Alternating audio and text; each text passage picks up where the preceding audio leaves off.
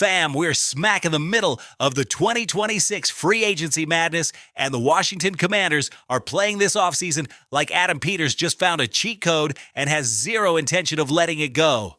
For real, every single day that goes by, every notification that pops up on my phone, it is another move, another piece, another sign that this organization has a clear plan and is executing it with a surgical precision that, honestly, we were not used to seeing in Washington. And if you have been a Commanders fan for a while, bro, you know what it is to suffer. You know what it is to watch free agency and see your squad's only moves be losing good players or signing discount vets who last 2 weeks before they get hurt. That was the past. This is 2026, and the vibe is completely different. This week in particular has been a full roller coaster of news. We have backfield moves that literally made me drop my breakfast. We have an offensive lineman coming back home after the market basically told this dude, bro, you are not as special as you thought. And we have a wide receiver coming back too, but with a story in Jacksonville that, man, gives us a lot to break down. We are going to dig into all of that today with data, with context, with real analysis, and with all the energy this burgundy and gold fan base deserves. So if you are one of those who checks out this channel because here we talk Commanders with passion and with brains at the same time, this one is for you. Buckle up because the train is leaving the station. We are all in. News number one, Jerome Ford signed by the Commanders. The Commanders build a three-headed backfield that is going to scare people. Okay, bro, I want you to really get something before we even start talking about Jerome Ford. I want you to understand the context of why this move is way more significant than it looks at first glance. Because when you see running back signed on a one-year deal, the casual fan reaction is, oh, okay, depth. But the analytical fan, the one who watches the game on a different level, sees it another way. Sees it as a piece in a bigger puzzle, as a statement of intent, as a sign that Dan Quinn and Adam Peters have a very specific vision for this 2026 offense, and that vision is starting to take shape in a way that has me genuinely fired up. Because look at what Washington has in the backfield right now. You have Raychad White, who they just signed a few days ago, a back who came in from Tampa Bay with legit receiving chops out of the backfield, somebody who can hurt you in the passing game just as effectively as running between the tackles. You have Jackery Krosky-Merritt, the kid who was already under contract, a young back with juice and something to prove. And now you add Jerome Ford, a dude who in 2023 put up 1,132 yards of total offense with 9 touchdowns for the Cleveland Browns, a season that put this player on the map as one of those low-key backs who do real damage when they actually get the opportunity.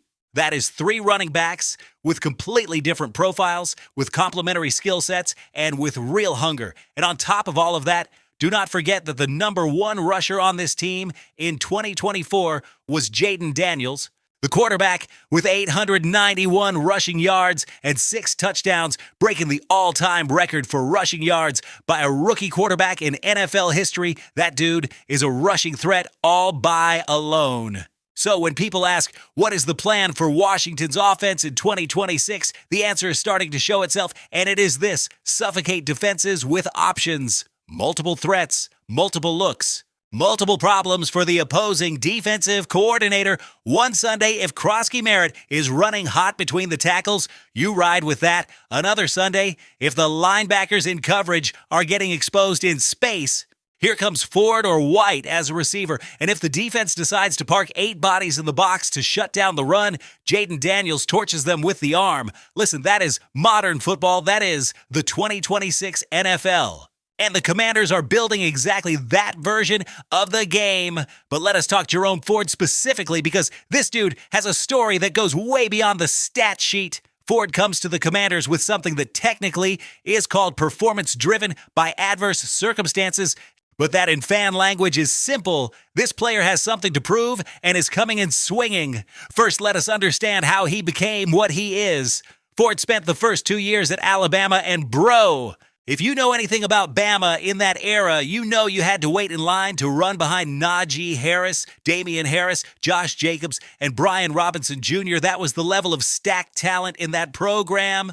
Even the quarterback Jalen Hurts ran more than several backs in those years, so Ford, ending up with 151 rushing yards and 3 touchdowns in 2 seasons with the Crimson Tide, was not about being mediocre.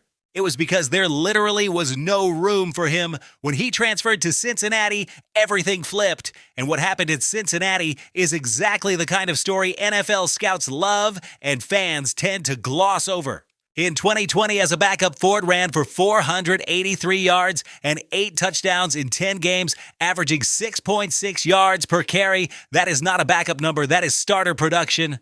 And in 2021, the year the Bearcats made the college football playoff for the first time in program history, Ford put up 1,539 yards of total offense and 20 touchdowns. 20, bro. That level of production at a non-Power 5 program that was going toe-to-toe with the national heavyweights cannot be ignored. That is not some fluke. That is a legit player who found the environment where the talent could actually show up. At the NFL Combine, he ran the 40 in 4.46 seconds. That is not slot receiver burner speed, but it is exactly the kind of running back speed that lets you hit the 20-yard line before the linebacker can track you down. Analyst Lance Zierlein, who has a really sharp eye for this type of player, described him in 2022 as a talented, explosive option out of the backfield with soft hands and the speed to create mismatches with linebackers in space. That is exactly the profile the Commanders need from that third back, someone a linebacker simply cannot cover one-on-one when this player releases from protection and turns into a receiver. In a modern system, that mismatch is gold. The Browns used Ford well in 2023 when he had that 1,132 yards and 9 touchdown season. But in 2024, Cleveland went full rebuild mode. They drafted Quinton Judkins and Dylan Sampson, 2 rookies they decided to force feed touches to, and Ford ended up buried on the depth chart. The result was 176 total offensive yards in the entire 2025 season and 0 touchdowns. 0 for a player who had scored 12 touchdowns over the previous 2 years. That does not speak to the player's ability. That speaks to the team context. Cleveland was literally one of the worst teams in the league in 2025. An organization that chose to sacrifice the present to gamble on the future. Ford was collateral damage in that process, and that is where the Commanders walk in as straight-up smart football kings. They scoop up Jerome Ford probably on a 1-year minimum or close to minimum type deal right when the market is undervaluing him because of those 2025 numbers that were purely about circumstances, not about a real drop in level. Bro, this is exactly the kind of move a smart team makes. Not the sexiest move, not the one that is going to blow up Twitter, but the one that in week 8 gives you 80 yards and a touchdown when you desperately need them. The analogy is paying a 5-star chef who spent a year working out of a food truck because there were no kitchens open. The chef is still a 5-star chef, and the connection to Brian Robinson Jr. is a piece we cannot ignore. The Commanders made a brutal mistake in that 2025 training camp when they shipped Robinson to the Niners. Robinson had been the starting back, had put together solid seasons, and had built real chemistry with the offensive line. Trading that player away in that spot before you knew Austin Eckler was going to blow out the Achilles in week 2 and Jaden Daniels was going to miss 10 games with injuries was a decision that hurt a lot. And the lack of a reliable backfield was obvious the entire season. Now, with White, Krosky Merritt, and Ford, this offense has a real foundation to work from. It is not flawless. It is not some revolution. But it is solid, it is functional, and more than anything, it is diverse. There's something else I want the smart fan to really think about. This backfield has a very specific philosophy that lines up with what Cliff Kingsbury was trying to build before leaving, but that now under the new offensive coordinator takes on a different flavor, using the full width of the field, stressing linebackers with mismatches, using the quarterback's rushing threat to open up the passing game, rolling out diverse formations. All of that gets supercharged when your backs are real multi-purpose players. And Jerome Ford, with soft hands, legit speed, and experience in pass-heavy backfield roles, is the piece that connects those dots. We're watching something real being assembled in Washington, bro, and the wild part is the draft has not even happened yet. Okay, fam, that was Jerome Ford, a 3-headed backfield, proven hunger, and a general manager buying low in a market that does not know how to properly value real talent. But that is not the only thing that went down this week in Washington, because we also got two returns that tell us a lot about the identity this team is trying to build. One in the trenches and one out in space. And one of those returns comes with a Jacksonville storyline we have to process together. Let us go. News number 2, Chris Paul is back and Diami Brown returns to Washington. The offensive line regroups and a dangerous receiver comes back with something to prove. Bro, there is a phrase football fans throw around all the time that we usually do not fully appreciate. Games are won in the trenches. It is one of those cliches that get repeated so much it loses impact. Until you see what happened to the Commanders in 2025 when the backfield was broken and the offensive line had to absorb way more pressure than it should have because there was no reliable back next to the quarterback. Then it hits again. The offensive line matters more than most fans want to admit, and this week, the Commanders made some key decisions up front that show you the kind of team they are trying to build for 2026. Let us start with Chris Paul. And yes, bro, I know it sounds like we are talking about the basketball player, but in this context, we are talking about Washington's left guard, the player who won that positional battle last year against Brandon Coleman and became the starter on that side of the line.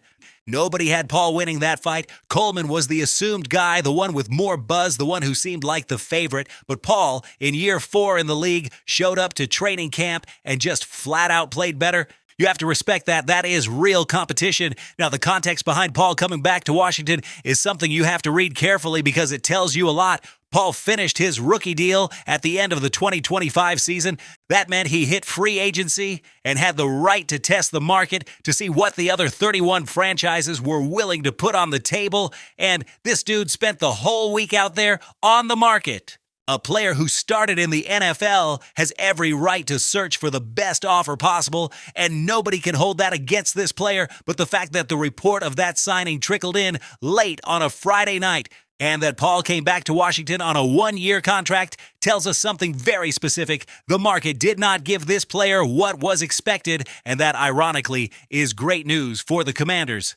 Because it means they probably brought Paul back at a price that is not going to mess up the cap, that they get last year's starting left guard back on a reasonable number, and that they did not have to spend draft capital or premium money to keep the player. It is that kind of quiet move good teams make all the time that never hits the big headlines, but in week 1 of the regular season, you are very happy they did it. Left guard was the biggest question on Washington's line.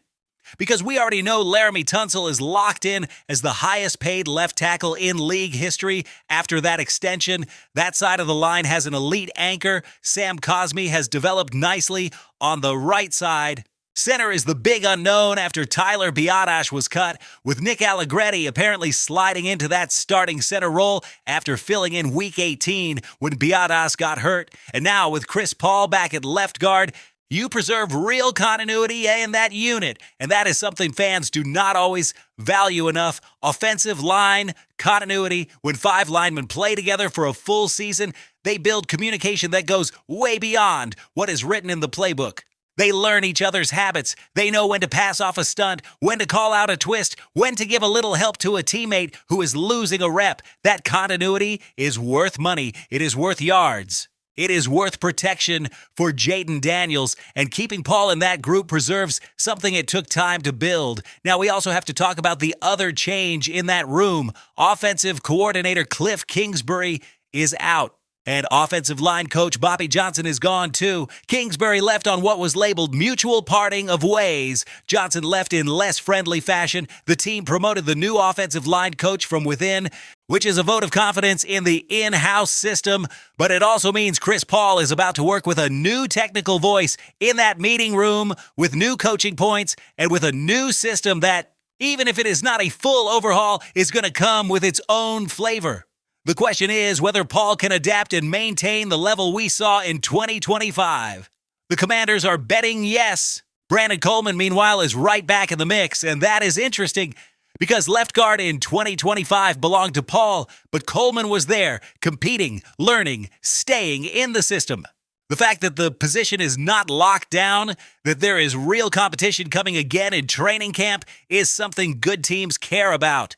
Dan Quinn has talked publicly about building a competitive culture inside the building, and this is a concrete example of that philosophy in action. Nothing is given, you earn it every day. That makes teams better. Now let us move over to the other return that stirred things up this week. Diami Brown is back in Washington, fam, and I have mixed feelings on this one, being honest, because Diami Brown is one of those players that has tested the patience of the Commanders fan base, a player who has the physical tools to be an impact receiver in this league, with legit speed, separation ability, and exactly the kind of athletic profile scouts love to pound the table for, but who historically has not been able to turn that into consistent regular season production when it matters most. Last year's Jacksonville story is exactly the kind of arc that leaves fans unsure whether to cheer or worry about the return. The Jaguars rolled the dice on Brown. They gave this player a contract Adam Peters reportedly was never going to match. They signed Brown with the expectation that the explosiveness we saw at the end of the 2024 season in Washington would be the starting point for something bigger. And at first, there were flashes. There were moments when you saw again why this player has the pedigree, then the inconsistency showed up, and once that inconsistency arrived, it basically moved in permanently. Analyst Carlos Sanchez from Black and Teal, who covers the Jags in detail, laid it out clearly. Brown was gradually squeezed out of the game plan, the coordinators lost trust, and when Jacksonville pulled the trigger on the trade for Jacoby Myers, Brown basically vanished from the offensive radar. The low point in that entire saga was being a healthy scratch for the Jaguars' playoff game against the Buffalo Bills. Healthy scratch in the postseason? Bro, that stings. That says a lot about where the staff's confidence level was. But hold up. Before you say, then why bring this player back? Hear me out. Because there are legit arguments in favor of this move too. And I am not going to be lazy with the complexity just to score an easy point. Brown has real established chemistry with Jaden Daniels. That is real. When a quarterback and a receiver share history, when they have worked in the same system, when the receiver knows that quarterback's timing and the quarterback knows which route stems that receiver runs best, that has value. You cannot just wave that away. In an offseason where the team has had turnover on the offensive coaching staff, bringing in players who already know Daniels and already trust this quarterback makes sense. On top of that, the one-year deal worth up to $3 million is not some massive gamble. It is not a contract that tanks your cap if it does not work out. It is a low-risk opportunity. If Brown hits, you win. If it does not work, you cut bait and move on. In those terms, the logic of signing Brown is sound from a roster management standpoint. What you cannot do is set this player up as your locked-in number 2 wideout. That would be setting yourself up for disappointment. Diami Brown's reality in 2026 looks like this. If this player finds consistency, if being back in a system that is familiar and with a quarterback this player already has chemistry with gives Brown the mental space to tap into that always hinted at potential, then you have a really useful contributor. A third or fourth receiver who gives you meaningful yards, who wins you a third and long when you desperately need it, who is a live threat in open field a defense cannot ignore. That would be a fantastic arc. But if the pattern repeats again, big training camp buzz and then disappearing once the regular season starts, then you just release the player and it was not a big loss. And bro, if that happens, I honestly do not know what kind of NFL future Diami Brown has left after this. There are not many teams lining up to hand out a third chance after 2 full cycles of the same story. Fam, that was Washington retooling in house pieces. The offensive line with Paul back in the fold. The receiver room with Brown coming home. Now we move to the last headline of the day, and this one is about somebody we know very well in Washington, a player who was here last season, a player everybody in the league seems to be fighting over now. Deebo Samuel is on the market, and there is one very interesting team that might be the next stop. And even though this is not a Commanders headline directly, bro, there is stuff here Washington fans need to understand. News number 3, Deebo Samuel and the Denver Broncos. The player who rolled through Washington might join the team everybody hates out west. Okay, listen up. I know technically this one is not directly about the Commanders. Deebo Samuel played here in 2025, led the team in receiving yards with 727 and 5 touchdowns, and now is a free agent after that 1-year, $17.5 million deal with Washington expired. The rumor floating around is that the Denver Broncos, the only team in the league that had not signed a single outside free agent during the first week of free agency, which is wild, bro, because Sean Payton is usually super aggressive in this period, are being mentioned as a possible landing spot for Samuel. And as Commanders fans who watch Deebo up close for a full season, our job here is to add real context to that potential move, because we know this player not as some number in a stat column, but as someone we saw run routes, catch passes, block in the run game, and try to build chemistry with Jaden Daniels across 16 regular season games. First, the analysis context. Jordan Dejani from CBS Sports argued that Samuel makes sense in Denver because Sean Payton has this joker concept in the offense, a role for a player who can line up all over the formation and affect the game in multiple ways. That is basically Deebo's description. Samuel is not a traditional wide receiver, never has been. This is that hybrid prototype the modern league is obsessed with, someone you can use on jet sweeps, shallow crossers, backfield handoffs, open field routes, where the yards after the catch are straight up lethal. Philosophically, the player and the Payton system fit on paper. We still have to be honest about the limitations at age 30, though.